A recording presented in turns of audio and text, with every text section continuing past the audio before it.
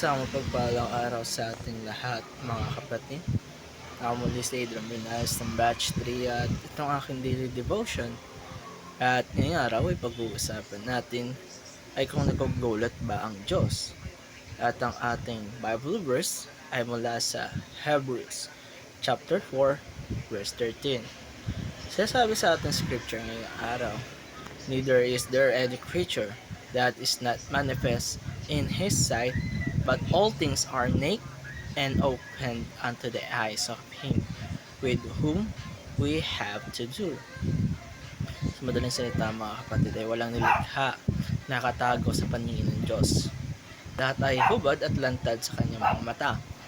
Kaya ngayong araw, mga kapatid, pag-uusapan natin ang isang katangian ng Diyos na madalas natin nakakalimutan o baliwalain. At ito ay ang kanyang pagiging omniscient o all-knowing. Pero ano nga ba talaga ibig sabihin nito? Omniscience ay isang doktrina na nagsasabing kilala ng Diyos ang kanyang sarili at ang lahat ng bagay, lahat ng tunay at posibleng mangyari sa isang simple at eternal paraan.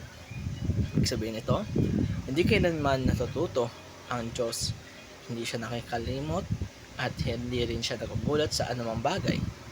Minsan sa ating buhay ay may mga moments na napapaisip tayo kung Lord, nakita mo ba yun? O alam mo ba talaga ang nararamdaman ko, Lord? Na shock ba rin ba ang ating Panginoon sa nangyari? Pero ang sagot ng Biblia ay malinaw na hindi kailanman nakukulat ang Diyos at hindi siya natataranta. Hindi siya nabibigla, lahat ay alam niya mula simula hanggang dulo. God's knowledge is complete and perfect. Walang butas ang kalaman ng Diyos. Wala siyang kailangang tanungin, i-google o sa lexikin. Hindi siya gaya na nating kailangan mag-aral para matuto pa. Alam na niya ang lahat kahit hindi niya patunayan. Kita o agad-agad niya ito na nalalaman. Ang mga nangyayari noon, ang nangyayari ngayon, at ang mga mangyayari pa sa hinaharap. Lahat ng yan ay alam ng Diyos in one single act. Hindi niya kailangan maghintay ng resulta at alam niya rin ang outcome bago pa ito mangyari. That's why God knows even the secret places of our hearts. Kahit ang mga lihim natin na tinatago ay nararamdaman at pinaplano, lahat ng yan ay alam ng Diyos.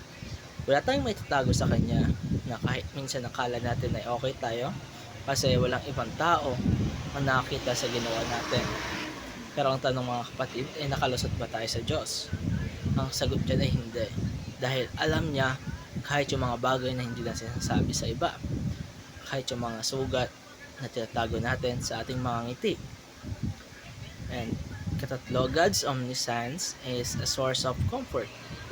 Nakakatakot isipin na kilala tayo ng Diyos. Pero sa totoo lang, mga kapatid, ito ay nakaka-comfort sa atin. Dahil kahit kilala niya ang pinaka-worst na version natin, hindi pa rin niya tayo iniiwan. Hindi siya nakukulat sa failures natin kasi alam niya ang mangyayari. Hindi siya umaasa na perfect tayo, kundi inaanyayahan niya tayong lumapit kahit pa ulit-ulit tayong nagkakamali. Para sa ating application ngayong araw, confess your sins because nothing is hidden. Walang kwentang pagtatago dahil minsan parang sasabi na okay lang to dahil wala naman nakakita. Pero hindi totoo yan dahil nakikita ito lahat ng Diyos. Kaya kung mayroon tayong kasalanan na tinatago, lumapit tayo sa Kanya, ang Diyos all-knowing ay Diyos ding mapagpatawad at hindi niya tayo hinahanap para parasahan kundi para hilumin sa ating mga nagawang kasalanan. At ito katapos ang aking daily devotion. Maraming salamat sa panonood.